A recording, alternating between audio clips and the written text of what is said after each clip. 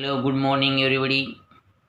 आज हम इस लेसन में यूनिट नंबर 4.5 का लेसन द लास्ट लेसन अंतिम पार्ट का एक्सप्लेनेशन करने जा रहे हैं।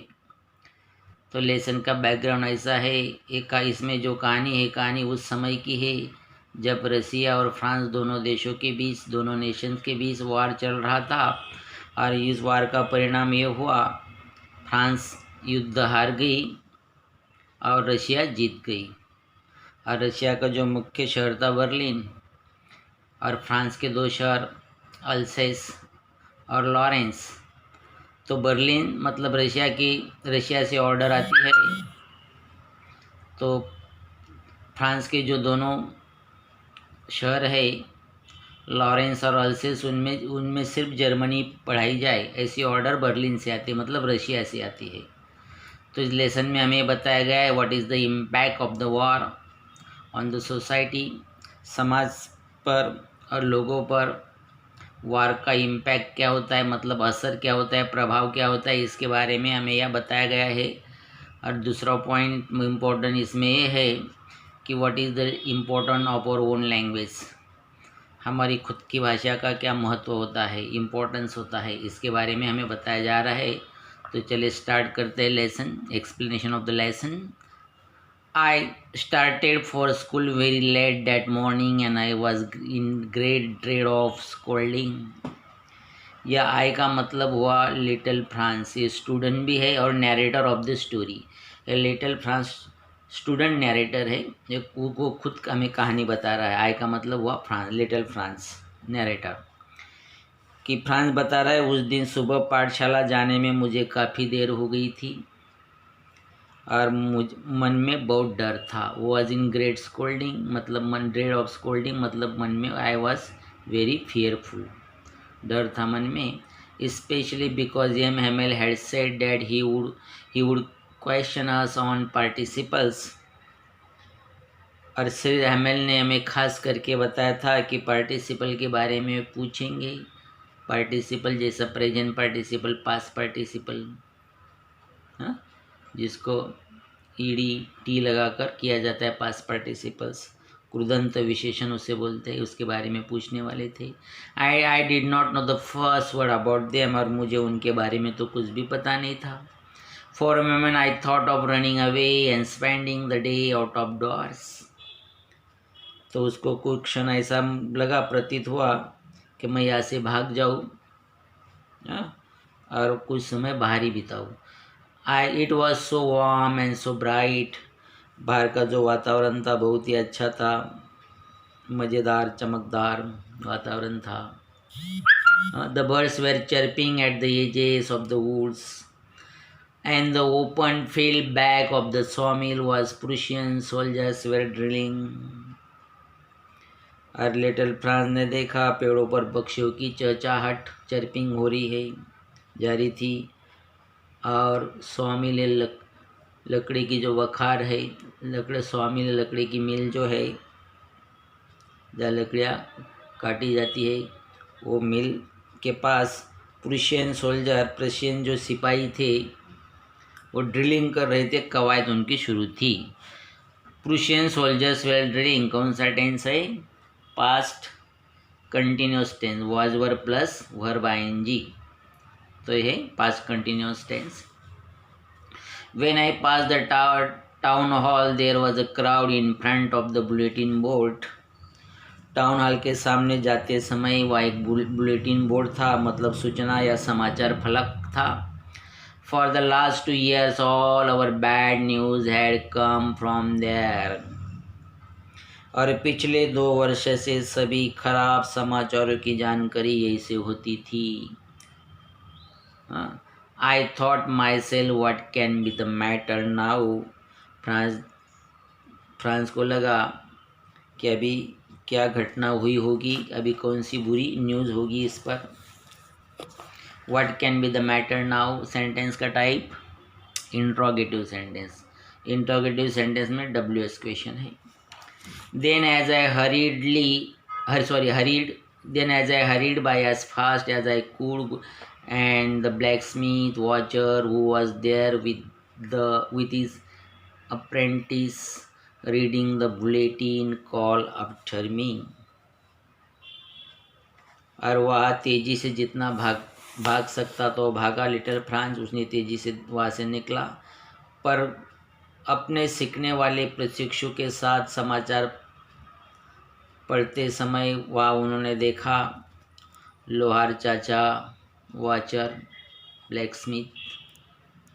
ये वाचर कौन है? लोहार चाचा है, उनका नाम है वाचर। ने मुझे पुकारा, क्या बोले?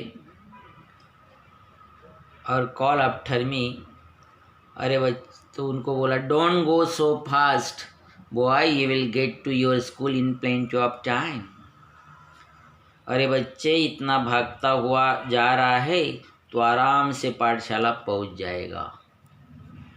ऐसा उन्होंने टॉन्टिंग किया, क्योंकि फ्रांस वाज ऑलरेडी लेट, क्योंकि पहले से लेट हो गया था। I thought he was making fun of me. Little Franz को लगा कि ये मेरे क्या उड़ा रहे, मजाक उड़ा रहे। मेक फन ऑफ फ्रेज है, टू मेक फन ऑफ मतलब किसी की मजाक उड़ाना, टीच चिढ़ाना उसे। And reach M Hamel's little garden all out of breath. और इसलिए मैं तेजी से दौड़ता हुआ हेमेल सर के छोटे से बगीचे के सामने हाँफता हुआ पहुंचा। देखो कैरेक्टर कौन कौन से है? लिटिल फ्रांस कौन है? स्टूडेंट है, नैरेटर भी है। और उसके बाद एम हेमेल कौन है? टीचर है। किसके टीचर? फ्रांस के टीचर है, बराबर। हाँ, स्टोरी कहाँ घटना कहाँ घट रही? स्टोरी कहाँ की? फ्रांस की है, फ्रांस देश की। Usually when school began, there was a great bustle which could be heard out in the street. The opening and closing of desks, lesson repeated in unison, very loud, and the teacher's great ruler rapping on the table. But now it was all so still. कि आमतौर पर little France देखता था, observation था उनका school में क्या होता था। सुबह सुबह जाता तो आमतौर पर पाठशाला शुरू होती है तो आज खूब हड़बड़ी होती है, बस्सल होता है। बस्सल मतलब नॉइज होता है, खूब हड़बड़ी होती है। और जो रास्ते पर भी सुनाई देती है। और डेस्क का खुलना बंद होना, एक शोर में ज़ोर ज़ोर से एक शोर में ज़ोर ज़ोर से बार बार बोलना, हाँ, लेसन याद करना। शिक्षकों द्वारा टेबल पर रूल का ठोकना, रैपिंग मतलब ठोकना। पर आज सब कुछ खामोश लग रहा था। But now it was all still. लेकिन आज का जो स्कूल का क्लास का वातावरण था बहुत ही अलग था, शांत था बिल्कुल। Through the window I saw my classmates already in their place and Mr. Hamill walking up and down with his terrible iron under his arm. तो लिटिल फ्रांस ने खिड़की से झाँक कर देखा कि उसके वर्ग मित्र सभी अपनी अपनी जगह पर बैठे थे और उनके हैमेल सर लोहे का अपना भयंकर रूलर काक में दबाए हुए कक्षा में फिर रहे थे। हाँ, कक्षा में इधर उधर फिर रहे थे, ऐसा उन्होंने देखा। And I had to open the door and go in before everybody. You can imagine how blushed and frightened I was. और उसी के बीच उनको क्या करना पड़ता था? मुझे दरवाज़ा खोलकर, वो बता रहा है, मुझे दरवाज़ा खोलकर सब लोगों के सामने वर्ग में जाना था। आज कल्पना कर सकते मैं कितना घबराया हुआ था और शर्मिंदा था। ब्लश्ड मतलब क्या? शर्मिंदा था। I was very much ashamed, blushed. But nothing happen. M Hamel saw me and said very kindly. लेकिन ऐसा कुछ हुआ नहीं। एम हेमेल ने उनसे देखा और प्यार से बोले, go to your place quickly little France, we were beginning without you. Franz बच्चे, जाओ जल्दी से अपनी जगह पर बैठ जाओ, हम तुम्हारे बिना ही अपना पाठ शुरू करने जा रहे थे। तो लिटिल फ्रांस की एक्शन क्या हुई? I jump over the bench and sat down at my desk.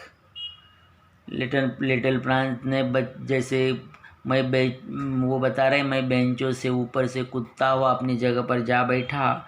When I had got a little over my fright, और उन्होंने देखा उनका थोड़ा डर कम हो गया। I saw that our teacher had on his beautiful green coat, और उन्होंने देखा कि टीचर ने, सर ने हरे रंग का अपना सुंदर कोट पहना था। His frilled shirt and little black silk cap all embroidered that he never wore except on inspection and prize days। जो उनका आज का जो पहराव था, ड्रेस था, कुछ अलग ही था। तो उन्होंने कैसा वर्णन किया है कि सर ने हरे रंग का कोट, चुनट की हुई झालर वाली शर्ट, फ्रिल शर्ट और नक्शीदार कैप, रेशमी कैप पहनी हुई थी। वे कब पहनते थे ऐसा ड्रेस? वे उन्हें केवल पुरस्कार समारोह और निरीक्षण के समय, स्कूल का इंस्पेक्शन के समय वही वो पहनते थे। Besides, the whole school seemed so strange and solemn। पूरी पाठशाला उसके अतिरिक्त अलग ही लग रही थी, गंभीर, अलग ढंग की लग रही थी। But the thing that surprised me most was to see on the back benches the village people sitting quietly like ourselves old। तो लिटिल फ्रांस को सबसे ज़्यादा आश्चर्य हुआ कि उसने देखा कि अंतिम बेंचों पर गांव के लोग भी उनकी लोगों की तरह, मतलब बच्चों की तरह बैठे थे। कौन कौन थे? ओल्ड हॉशर, वो वृद्ध हॉशर थे। Hauser with the 3 corner head, the former mayor. ये हॉशर कौन थे? फॉर्मर मेयर, पूर्व मेयर, वृद्ध पूर्व मेयर है। And the farmer post master, पूर्व पोस्ट मास्टर, माजी post master, and the several other besides everybody look sad. और इस तरह कई लोग थे, सभी लोग कैसे थे? सैड थे। एवरीबडी लुक सैड मतलब नो वन लुक्ड हैप्पी। उसका नेगेटिव किया जाए तो कैसा होगा? एवरीबडी की जगह नोबडी लुक हैप्पी। सैड का opposite happy. While I was wondering about it all, M. Hamel mounted his chair and in the same grave and gentle tone which he had used to me said, और little France बता रहा है मैंने सब आश्चर्यचकित होकर देख रहा था। हैमेल सर अपनी कुर्सी पर बैठे और उसी गंभीर स्वर में, गंभीर और सौम्य स्वर में बोले, टोन मतलब स्वर में, which he had used to me said, जैसा उन्होंने मेरे साथ बात की थी वैसा ही बोले। क्या बोले? My children, this is the last lesson I shall give you, कि बच्चों आज ये मेरा अंतिम लेसन है। The order has come from Berlin to teach only German in the schools of Alsace and Lorraine. क्यों लास्ट लेसन है? Berlin से ऐसा आदेश आया है, ऑर्डर आई है। बर्लिन का है रसिया में, रसिया से ऑर्डर आई है। क्या ऑर्डर आई है? कि इसके बाद अल्सेस और लॉरेन, ये दोनों फ्रांस की सिटीज़ है, प्रांत है, तो उनमें सिर्फ और सिर्फ जर्मन भाषा पढ़ाई जाए, फ्रेंच नहीं पढ़ाई जाएगी। The new master comes tomorrow and this is your last French lesson, I want you to be very attentive. और आगे बोले अब कल से नए शिक्षक आएंगे and this is your last lesson, आज ये हमारा अंतिम पाठ है, इसलिए मैं चाहता हूँ कि आप सब अच्छी तरह से ध्यान दें। I want you to be very attentive. To be इधर क्या आया? इन्फिनिटिव। टू प्लस क्रिया का पहला रूप, बी, 2 + बी क्रिया का पहला रूप। What a thunderclap these words were to me, कि सर के शब्द मेरे लिए कितने भयंकर थे, कितना भयंकर समाचार था। Oh that was what they had put up at the town hall. अच्छा, टाउन हॉल के पास वाले समाचार फलक पर यही समाचार होता, वही समाचार था। अभी उनके समझ में आया कि टाउन हॉल पे इतनी भीड़ क्यों है। बैड न्यूज़ थी उधर से। कौन सी bad news? What was the bad news for for the country, France के लिए कौन सी बैड न्यूज़ थी? That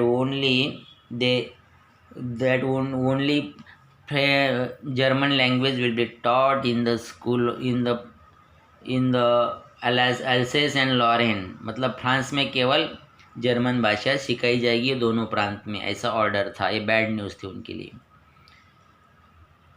my last French lesson, why I hardly knew how to write, I should never learn any more.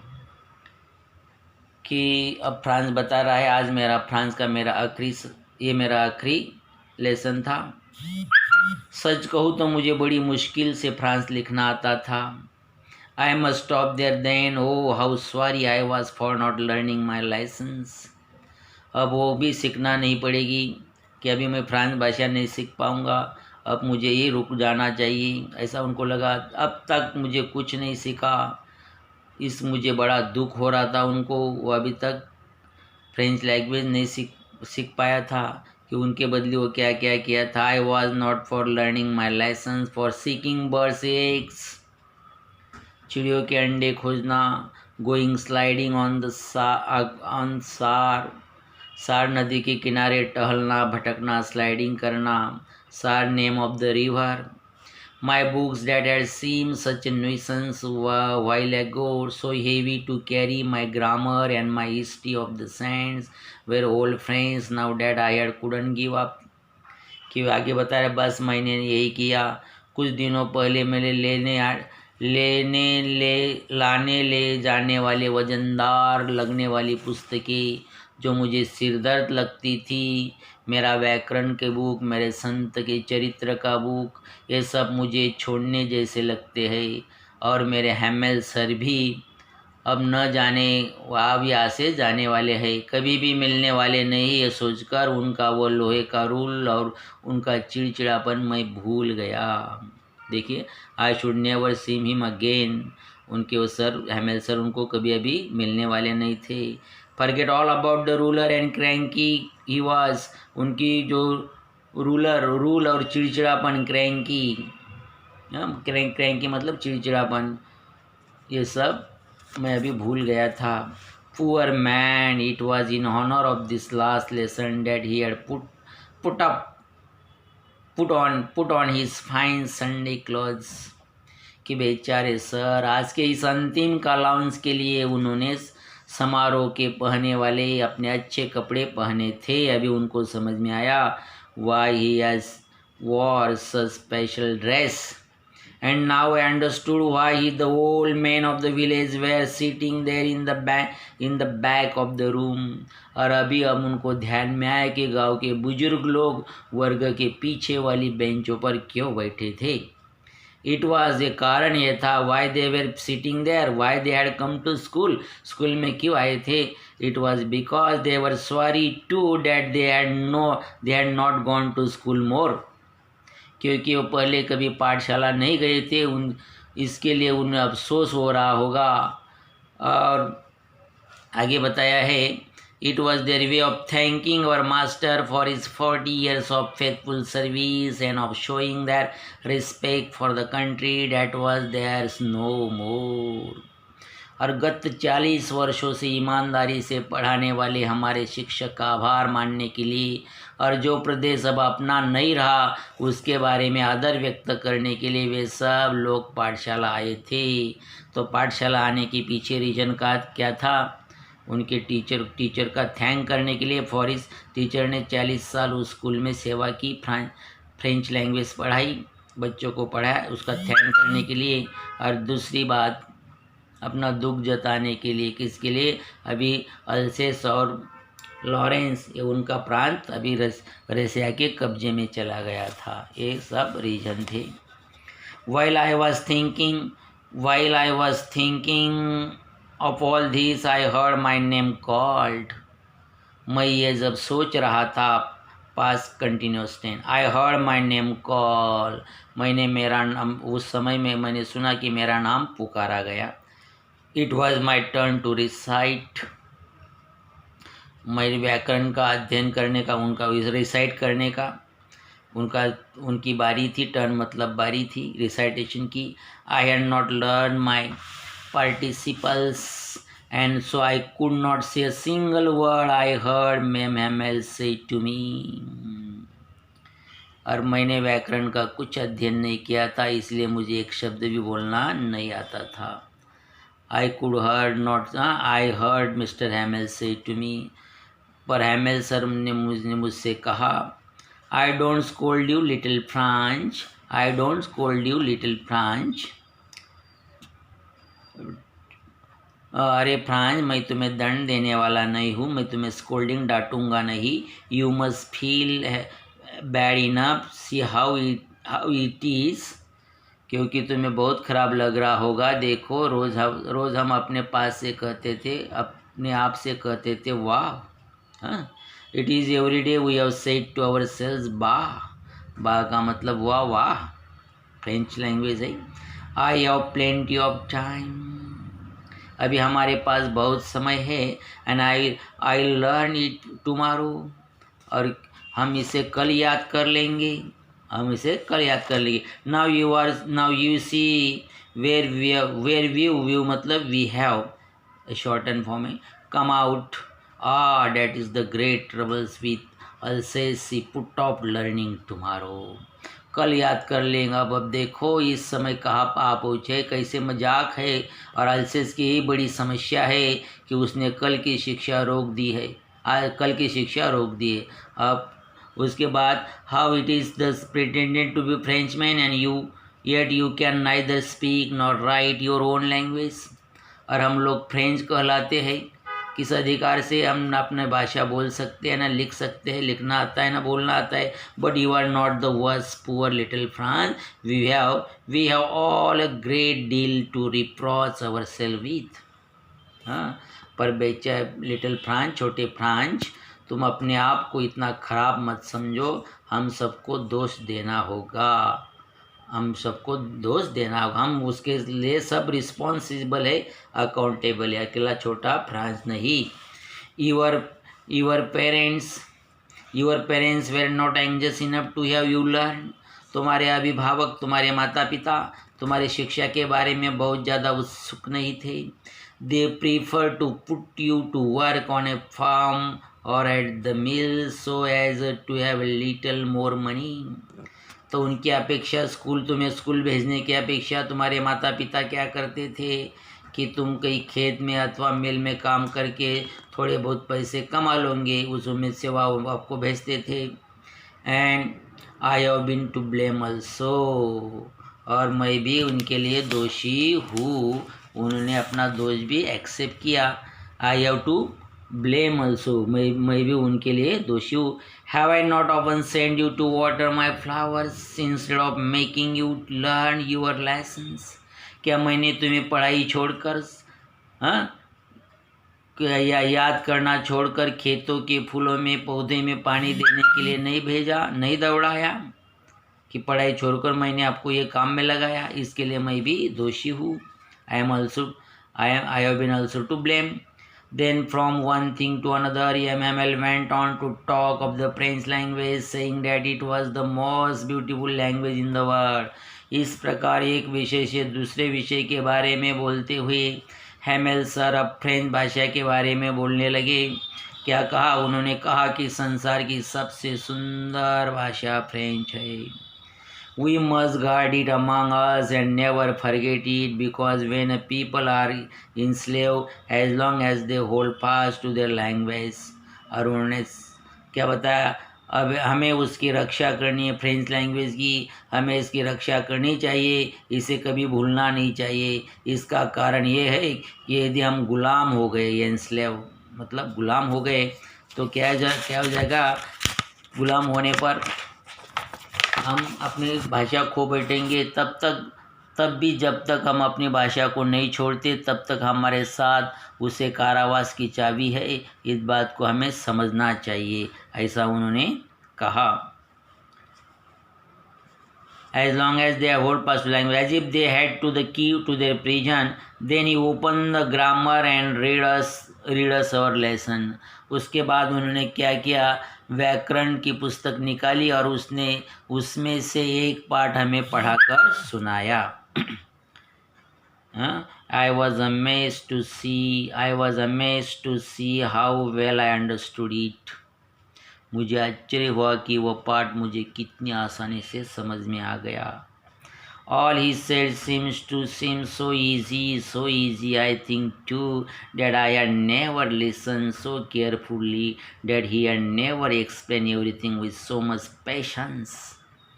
कि sir ने जो पढ़ा वो मुझे बहुत सरल लगा. मुझे पता चला कि मैंने इसके पहले इतने समय से पढ़ा नहीं था. ऐसा लग रहा था, क्या लग रहा था उन्हें? बेचारे सर ने जाने के पहले उन्हें जो कुछ मालूम था. It seem almost as if the poor man wanted to give us all he knew before going away, to put it all into our heads at one stroke.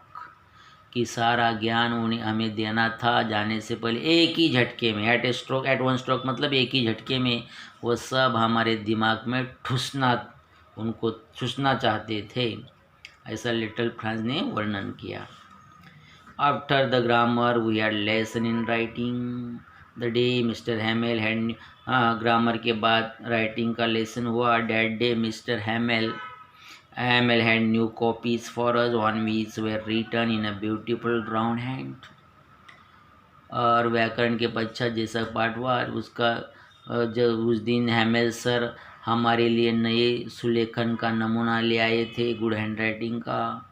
तो उसमें लिखा था फ्रांस अल्सेस फ्रांस. क्या लिखा था? France अल्सेस France. They look like little flags flirting everywhere in the schoolroom, hung from the rod at the top of our desk. ये शब्द जैसे हमारे वर्ग में चारों ओर हमारे टेबल पर लटके हो.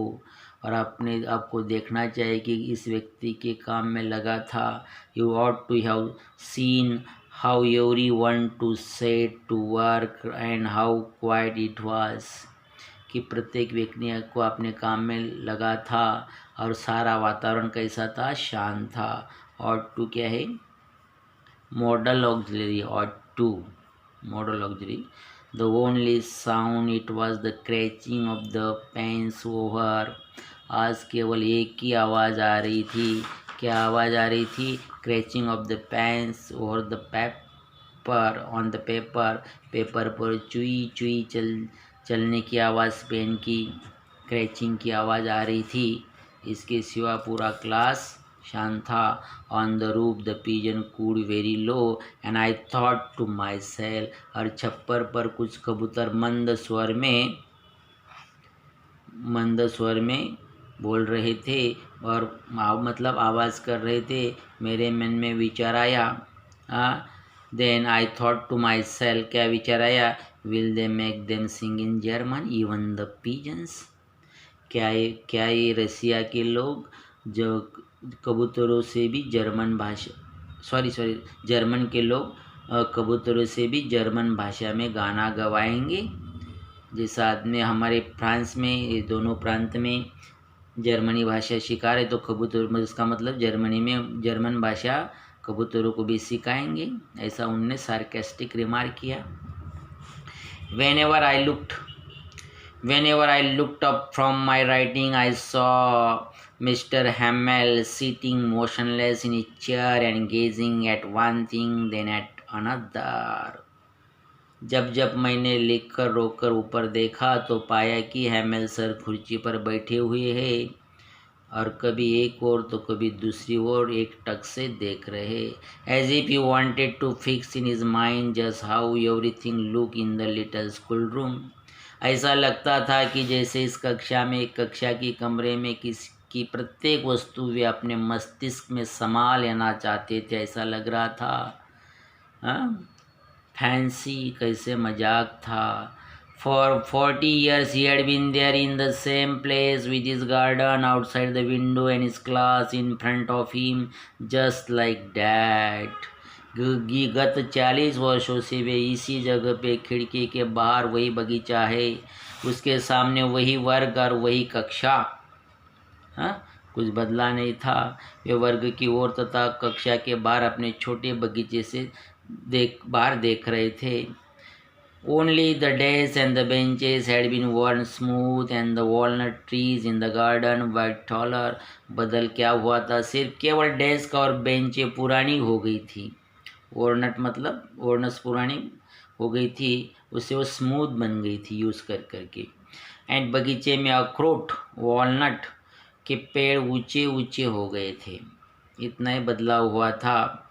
हाँ, how it must have broken his heart to leave it all, poor man, to hear his sister moving about in the room above, packing their trunks, for they must leave the country next day. कि और ऊपर से कमरे में उनकी सामान समेटने के बाद काम कर उनकी एक मिनट ये सब उनको कुछ छोड़ना पड़ रहा था। और ऊपर के कमरे में उनकी बहन सामान समेटने का काम कर रही थी। ये देखकर बेचारे सर की स्थिति कितनी बुरी हुई होगी, क्योंकि कल सुबह उन्हें देश छोड़ना होगा। वो देश उनको छोड़ना था। वो After the writing, we had a lesson in history, and then the baby chanted their ba, baby, bo, boo. Aha, how well I remember it, that last lesson. और लेखन का लास्ट पाठ होने के बाद समाप्त होने पर इतिहास का एक पाठ हुआ। इसके बाद छोटे बच्चे ने बा, बई, बी, बाबू की 12 खड़ी बोली, चैंटिंग की। एंड मुझे आखिरी सबक कितनी अच्छी तरह याद है, मतलब आखिरी लेसन मुझे कितनी अच्छी तरह याद है।